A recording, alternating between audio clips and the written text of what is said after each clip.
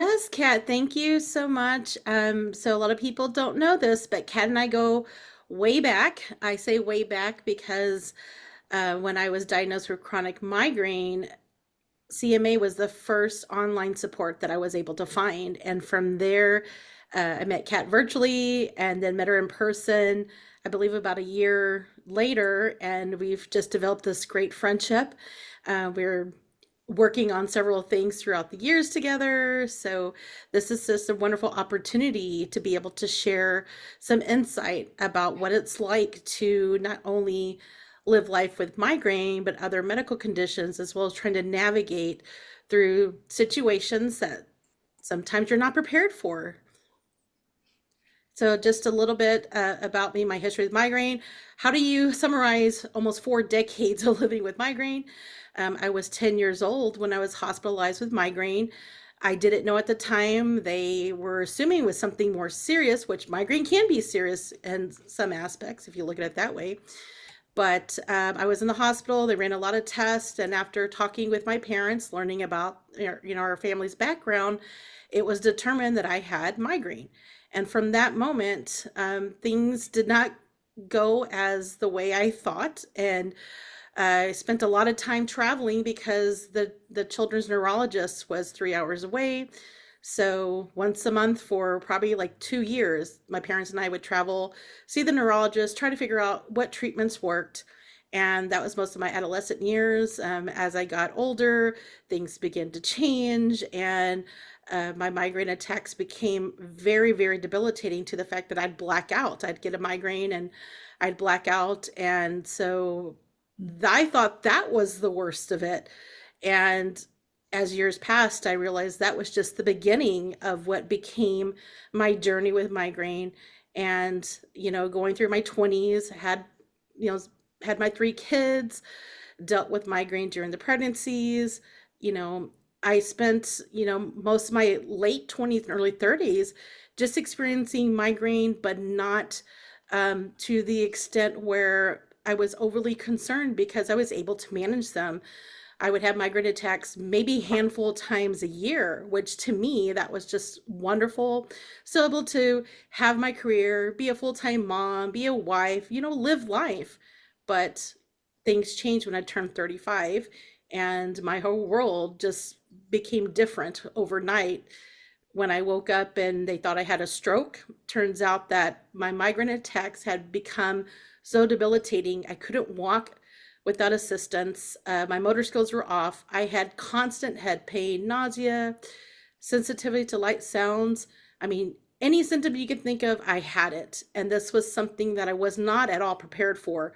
But what was even worse is after the diagnosis, what would come from that. And that's what I'm going to share with you today.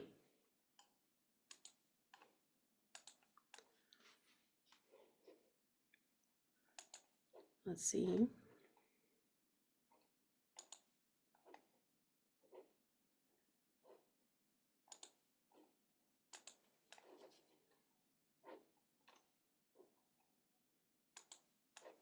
Okay, just give me one moment.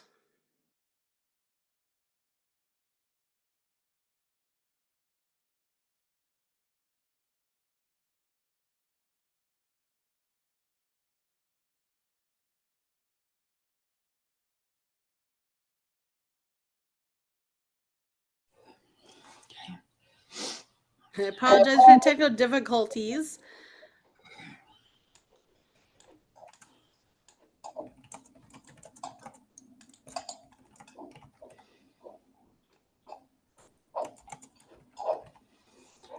JP, if you want to send it to me, I'll share and walk it through.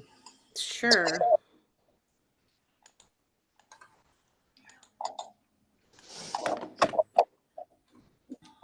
It wouldn't be a presentation if we don't have if we don't have some little glitches.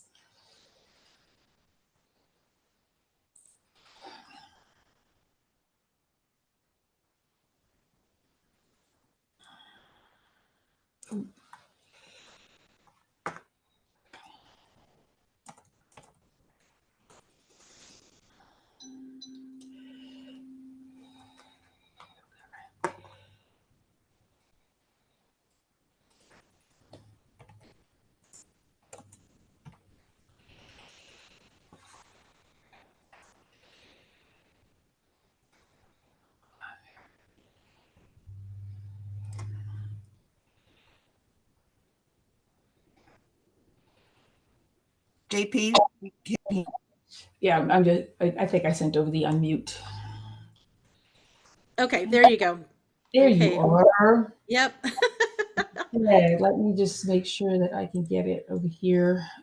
Well, the practice session went well, so, you know. It did. So we did what we were supposed to do. And let's double check here. So I'm going to improvise right now. So going back into talk about migraine again. Yes, I thought that was going to be the worst of it, that I was going to Nope, that's all right. have a migraine attack because this week has been difficult with the weather. I'm sure most of you can relate to that, but also in addition to migraine, I do have other conditions. My RA was flaring up the week before, but luckily that was not the case this week. And did I share? Window. And should be coming. Alrighty, I gotta get to the whole screen here. Okay. Nope, that's not it. All right. I'm gonna do this. Go right ahead, and I will work on making it prettier. Okay, so I will just do the intro then. Some of you know me from advocacy, and for those of you who don't, my journey started back in 2012. I was diagnosed with chronic migraine, and again, as I mentioned, I was trying to figure out how do I navigate through this situation. Support is so important, not just the support you get from people in your lives, but also people that are like you, people who are going through similar situations. And it was a very challenging time in my life.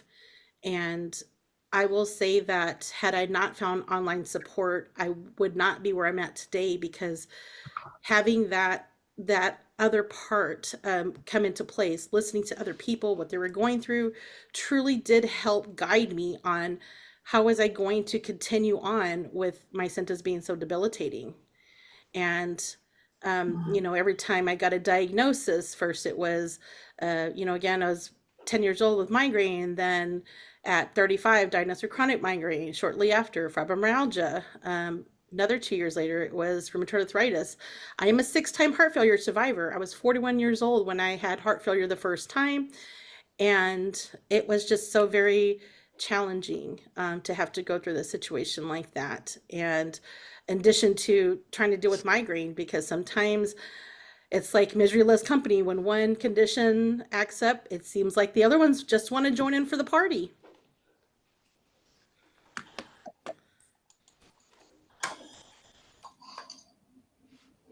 There we go. And so the reason why I chose this picture is because this was me a year ago. I had just had a mild heart attack 3 days prior. That was something that was very unexpected, considering, I was already dealing with heart disease with a heart failure, but, having to have that experience just continued to be another lesson. It taught me, don't ever not listen to your body. If your body is telling you something, it is so important to be proactive. And so I'm here smiling because, again, I overcame another unexpected obstacle with my health, and I am someone who I try my best to, what they say, fake it till you make it. But again, going through that situation again taught me to just appreciate everything that's happening with my treatments, with the support.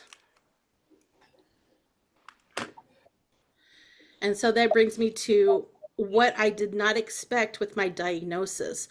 When I was sitting in my neurologist's office, I had no clue what chronic migraine was. Yes, I knew what migraine was. I had been living with it for 25 years.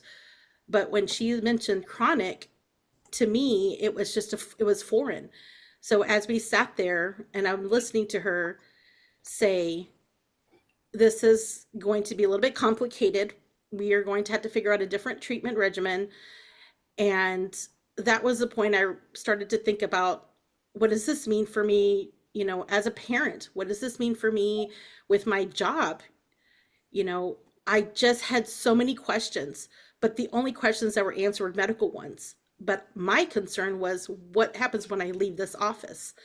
And that, again, nothing could have prepared me for walking out of that office and what I would face because the emotional impact was so significant. It altered everything in my life. The next slide, please. So, family has always been a huge part of my life. Growing up in Hispanic culture, family is everything. Even the smallest gathering could be 20 to 30 people. So, when I first started to have symptoms and needed support, I had family to lean on. I know that in some situations, not everyone has that accommodations, but I was very fortunate to be able to have several people in my life that could come to my side, drive me to appointments because at that point I was not allowed to drive. My driving privileges were suspended and I needed a way to get to my doctor's appointments, which were more than an hour away. So I was able to find people in my life that I could lean on, people that would sit there because I don't know about you, but I know half the time I'm at an appointment, I'm not feeling the greatest. And that means I'm probably not going to get the information properly, be able to comprehend everything I'm told. So having that person there with you is such a great relief because not only are they there to hold your hand sometimes or give you a hug, because trust me, you're going to need them, but listening, having them listen in and also give you kind of a run back of what was told. And I do know that having the communication, setting boundaries when those situations happen is so important as well because a lot of times family will try to overstep. They will try to tell you, uh, maybe you need a different specialist. Maybe you need to do this. Maybe you need to do that. And it's welcome. I mean, again, opinions matter, but again, this is your body. This is what you're going through. And again, there needs to be a boundary on how much support that is given. And again, I always welcome people. I think it's great that they take the time to reach out to me and share things with me, especially when it comes to my health. But again, sometimes, support can be a great thing, but it can also affect you mentally. Next slide. So the workplace was a whole other situation. I was told the day that I got my chronic migraine diagnosis that I could not return back to work. The main reason was I could not even walk into the office without help. I had no balance. My motor skills were completely off because during my migraine attacks, that was the most debilitating part of them. Not just the head pain, but the fact that I could barely walk.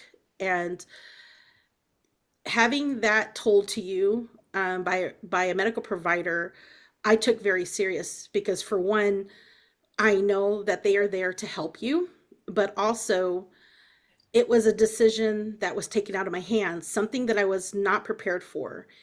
And having to make the call to my employer at that time was difficult because I had no answers for them when they were asking, how long do you need? Um, can you still come in part-time? Can we make accommodations? Again, I was fortunate at that time to have a employer that was trying to work with me on what's the best way to handle my unexpected medical leave. And so the FMLA was something that we decided at that time. And then if I were to come back, then we would look at other accommodations. But unfortunately, in my situation, the law only protects your job for so long. I did not get better. Matter of fact, my health declined. I got worse. And after a year, I was let go from my job. Not because I wasn't a good employee, because I had 13 years into my career, but because, again, you know, I just had so much protection to keep my place of employment. but also something that I was not prepared for is disclosing personal information. You know, you are protected. You do not have to share certain information. But at that time, it never occurred to me that I'd be opening up to an actual employer about my whole entire health situation. That was new to me because I always hid the fact that I had migraine from all my previous employers. I felt ashamed. I just felt it was a weakness because who are they going to promote? Are they going to promote someone that has better health over me? If I took a longer lunch because of a migraine or came in late, you know, I was always about my career, and I didn't want to see that my work was any less than anyone else. So I hid that. But making the choice to be open, that was the first step into what I realized was going to be advocacy. Next slide. So the reality is when you go from a household, whether you're, you know, there's two people bringing in income or one, the situation is something that is very unexpected when you're chronically ill. Because in my mind, I thought, I'm going to get better. I'm going to find a treatment. I will be back to work. You know, I have a savings. I have all these resources to pull from to help with, again, the financial situation. But those medical bills keep coming in, especially when you're having to go to the ER multiple times, when you're having to get admitted to the hospital, when you're having to get a treatment that is not covered by your insurance, when you're having to make all these multiple appointments. And then add into the fact in my situation, I had a child who became chronically ill. He developed chronic migraine, so that just doubled already the situation we were dealing with. And again, I didn't know when I was going to return back. So a lot of times you have to think about the bigger picture because your family is dealing with this as well. Whether you want to realize it or not, your family is going through this with you. And there were so many aspects, again, that I never thought I would face. And having to sit down and be more thorough about tracking expenses, having to prioritize necessities. You know, there are situations that I know a lot of people have faced where they've had to choose, again, can I even afford my mortgage? Do I need to take out a loan? Can I take out a loan?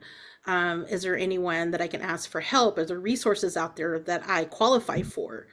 You know, what is going to be the situation? It's a lot to take in at once. And again, I was only 35 years old. I never occurred to me that this would be my situation.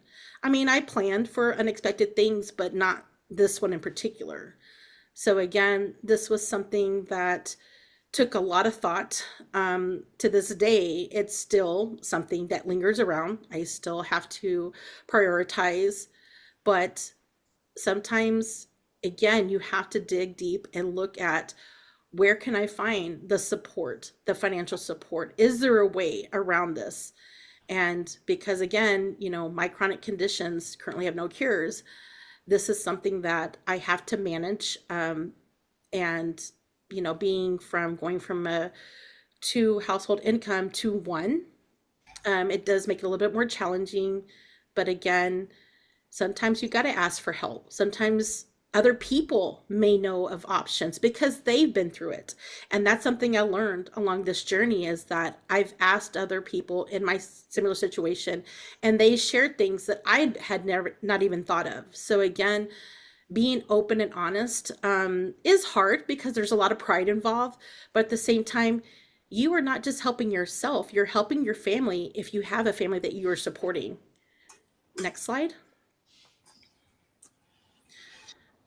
The one thing to this day that I still struggle with is my mental health. When you go from being someone who's on the go, who's taking care of the household, who is running kids to school, who is going nonstop, who had a career of, you know, working full time, doing everything without restrictions, basically, to going to someone who might be bedbound for several days, weeks, to someone who's lost a career, who's lost a relationship, who's just lost a lot of things that you never realized you would lose when you get diagnosed with the chronic condition. It is hard. It is so difficult. And I will say that again, when I was seeking guidance on how to manage this mental aspect of it, I went online because I thought about going to a therapist, but there was a part of me that wasn't ready for that. So I went online, and that's where I found chronic migraine awareness. And I was among people just like me. And believe it or not, there was people in a worse situation than I was in. And just to be surrounded by a community that understood me, did not judge me, helped me to get to this point where I'm at today. And it is okay to not be okay. There are days where as positive I try to be, I'm just not okay. And I allow myself those moments to feel what I need to feel. If I need to cry, if I need to scream, if I just need to figure out what it is I need to be okay again, I allow myself that time because we're trying to survive just this day-to-day life. Because even if you're not with the chronic condition, you still have these unexpected things come up. So again, it is so important to be mindful of your mental health and to not be afraid to reach out and not feel that pride. You asking for help is not a weakness, it's a strength. And I've learned that along the way, that I feel stronger when I reach out and I feel that I've accomplished something as, again, protecting my mental health, because it is isolating at times. You could have 100 people around you, but still you feel isolated because even those people that are around you for support, sometimes you just feel that it's not enough. And I know that kind of seems strange to other people, but I know a lot of people understand that. They understand that, again, your mental health can change, it can evolve, it can, especially with each diagnosis. I know each time I walked into a doctor's office and I got a new diagnosis after diagnosis after diagnosis, I had to take a moment for myself. I had to figure out, what does this mean? But at the same time, I had to face the reality that, okay, now what? What am I going to do? How am I going to manage this, not just physically, not just financially, but mentally? Next slide. And the part that I'm still trying to figure out is, how do you thrive? How do you have relationships? How do you parent? How do you have your friendships when you have a chronic illness? And I will say that all of these present their own challenges in different ways, because as a parent, I would say my biggest concern and my fear was, how are my children going to handle having a mother who went from being on the go, being able to do everything and anything, was able to go to school functions, be able to go on, do trips, sit at the beach, go to amusement parks, do the fun things that the kids love to do. How am I going to be able to be the parent they deserve? Will they resent me? And having a conversation, even though your kids may be little, you have to structure the conversation around their age. My daughter was a little bit older. I have 3 children. My daughter was a little bit older, so I was able to talk to her differently than I could talk to my younger 2.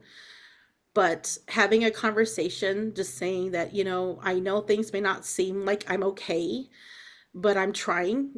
I'm seeking help. I'm constantly trying to find the right treatment regimen. I'm constantly speaking with my medical provider. I am just trying. And that was so important, because when your kids know that you're making an effort, that gives them hope. That gives them hope that things are going to be okay. Because sometimes they see things and you can tell them it's going to be okay, but they need reassurance. Just as much as you need reassurance for your medical provider that you're going to be okay, our children need that too. And we always made accommodations. We always had backup plans if there was times that I had to cancel something that we had planned. I always found a way to make it up. I tried to find something else that was equivalent if we couldn't do the same exact thing. But again, parenting is such a challenge, but at the same time, when you speak with your children, when you talk about these situations, then they learn to understand. And now that my children are adults, they all are empathetic. They all are now able to see that sometimes situations cannot be, again, they're unexpected. You don't know what direction they're going to go. But at least I taught them just to be patient, just to, again, be empathetic. If there is someone struggling around you, try to be that listening ear sometimes. And that was something that was huge part of parenting, for most of their lives. And again, I was glad that I was able to have those conversations with them. But relationships are a whole other thing as well. You might have a partner that is so supportive, that wants to sit there with you, hold your hand, go to every single appointment, just do anything and everything because they hate to see you struggle. And there's some that might have resentment towards you, some that might have feelings of, you know, again, it may be for better for worse, but again, you don't know until you're in a situation. And sometimes those relationships, no matter how hard you try to keep them intact, sometimes it just doesn't happen that way. But at the same time, you have to prioritize yourself. This is your body. You're the one that's trying to figure out how to coexist with this condition or conditions. And again, some relationship will grow stronger and some just won't. And it's all about acceptance, because you need someone who is going to support you, someone who's going to stand by your side, someone who's not going to question you, someone who's not going to make you feel like you're a burden. You need that support. And again, that is such a huge part of your mental health as well. And these are just things that happen, especially with friendships as well. When you have friendships, let me tell you, when I began this journey in 2012, I did not realize how many friendships would grow stronger and how many would be gone, how many friendships I would lose. But at the end of the day, the bigger picture is who stayed, who was by your side, even if they weren't physically by their side, who was there to send you the text, who was there to just keep in contact with you. Even if it wasn't every day, they still checked in. Those are your people. Those are your true friends. And those are the people I want in my life. Those are the people that I know that I can lean on, the people that I could reach out to and say, I know I can get curbside, I know I can do delivery, but um, I need to see your smiling face. I just need you to just hang with me for maybe 30 minutes. And they show up. They will show up. And that's so important because again, part of your treatment regimen isn't just what are you doing to help your health, the physical part, but also the mental part. And having these relationships, whether it be a partner, whether it be friendships, the relationships you have with your kids, those are something that, again, are so important to how you're going to figure out how to manage your condition. Because without the support, especially the online support, I would have not made it to this point. I know that I would have given up because the first year was the most difficult year of my life. And looking back, I wish that I could have been more mindful of my self care, more mindful of, again, the things that were going to happen to me. That again, even though they were unexpected, it's part of life, and I just had to figure out how to navigate through those things. And once I made it through it, it's like, okay, I'm okay. Things are good. But again, you just never know. And with each condition, um, having this support, every time I got a diagnosis, I had people reach out to me Be my little cheerleaders, saying that, you know what, you're going to do this. You're going to be okay. You're not alone. You are someone that we want to see succeed. And again, having these relationships has been a huge thing in my life, and I am so thankful for it. Next slide. This is something I always tell myself, even if I'm having the worst day ever, even if I can't get out of bed, if I'm in pain, if I'm having other issues, if I'm dealing with personal things, I always tell myself, you got this, because you are your biggest cheerleader. You are the one that's going to get through this time. You have to change your perspective. And there's times I'm like, oh my gosh, this is like, if you think things could get worse, oh, they can get worse. But at the end of the day, I just tell myself, I got this. I don't know when, I don't know how, but I got this, because I have to continue to have hope so that I can continue to move on, continue to accomplish things, continue to be a part of my kids' life, continue to have these great friendships, spend time with my friends, continue to on my journey of doing the things I love with writing and with traveling. But I know it's easier said than done. I will tell you it's easier said than done. But again, you are your biggest supporter at the end of the day. Next slide.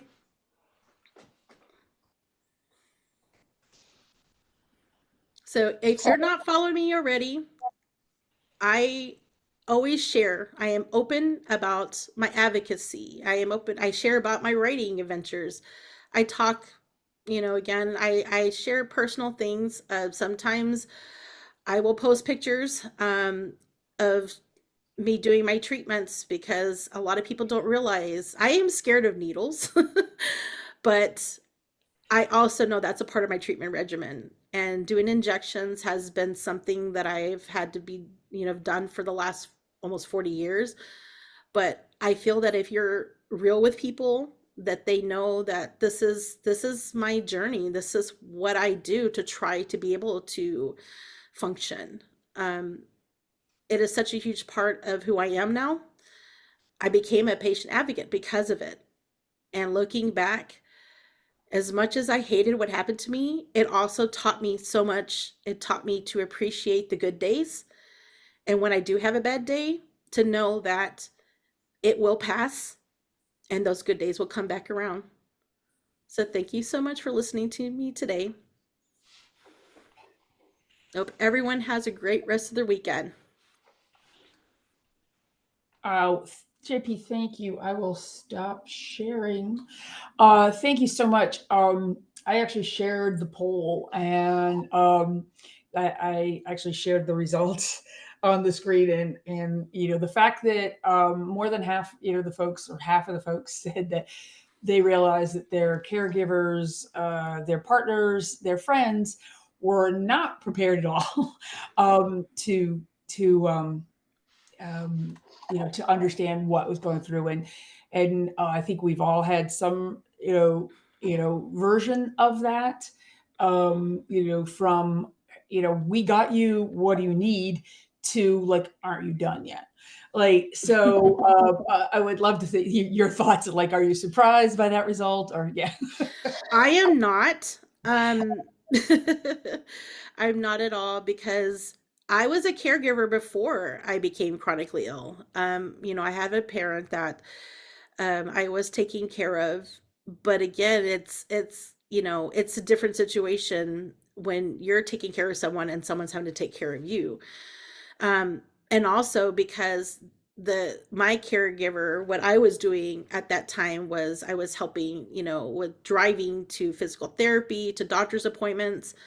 So I was just seeing the part of, again, I'm trying to be supportive. I'm trying to help them heal, because that was just from a surgery. That was not a chronic condition. That was them needing the 6 to 8 weeks. And so again, I mean, I had some perspective of, again, taking care of someone, but when the tables were turned and I became the patient, again, that was a whole other thing. But even with my son, 6 months after I got my chronic migraine diagnosis, my son got his. And to try to take care of yourself when you could barely walk and take care of a child who was bedbound, that was a whole other that's a whole other discussion. Um, I had to swallow my pride because it's like I cannot do this. I had to accept I can't do this. I asked for help. I was lucky, fortunate enough to have my mother step in and move in with us for a short period of time. And at that time, my then husband, my spouse, again, he was helping too, because not only did we have, my appointments, we had my son's. So trying to figure out how we were going to handle that. But it's like, you know, again, migraine, episodic migraine was so much different. I tell people I was so uneducated, and the 25 years that I had migraine, it just still blows my mind, because I only at that time began, because I only needed two different kind of treatments. I didn't realize the spectrum, what was actually involved when you became chronic. And so the education I got in that first doctor's appointment with my neurologist about chronic migraine was just so much to take in at once. But again, um, I didn't know how debilitating it was going to be for myself or my son. And when you watch the people in your life feel so helpless, when you watch them not know what to do, not know, like, again, what way they're able to help you, it is challenging. Another, a challenge, because again, we love our family, we love our friends, we want to help, we want to find a way, but again, we don't know unless they tell us. We don't know, we're just sitting by.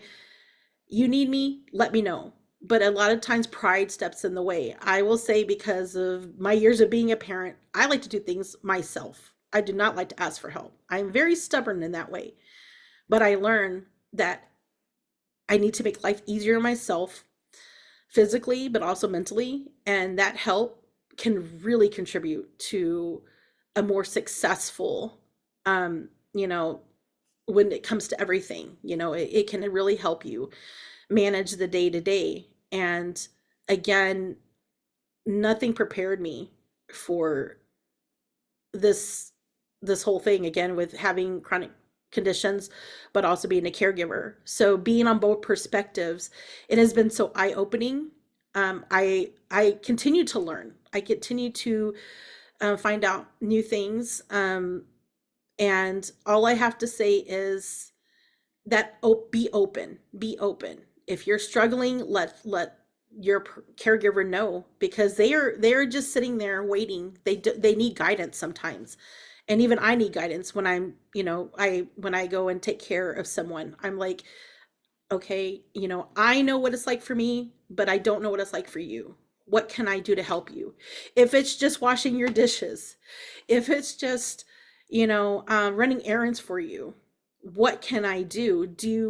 I mean, I know it sounds crazy, but when you have conditions like rheumatoid arthritis, sometimes opening a bottle, like, do you need me to help you? Like, do you need me to cook you something? Like, again, you don't know the extent of what they're needing help with, but I'm there. Again, I'm there because I'm looking at what would I want someone to help me with, and it's the little things. And when I say the little things, it is like taking the load of laundry out of the washer, put in the dryer.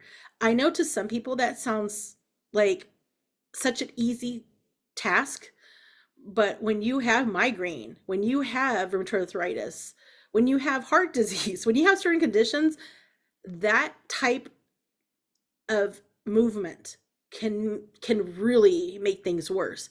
So having someone just to come over, I mean, and I've had that happen several times. I'm like my kids, I'm like, I just need you to take the load of laundry out of the washer, throw it in the dryer. Like, that is it. That's all I need from you. And I know to some people it's just natural. You do things, but for people who have chronic conditions, those movements can be so difficult and painful. and painful, because bending down when you have a migraine, oh my gosh, sneezing when you have a migraine, that is an altogether different type of pain. So again, yes, just, it doesn't surprise me at all, about, again, the pole.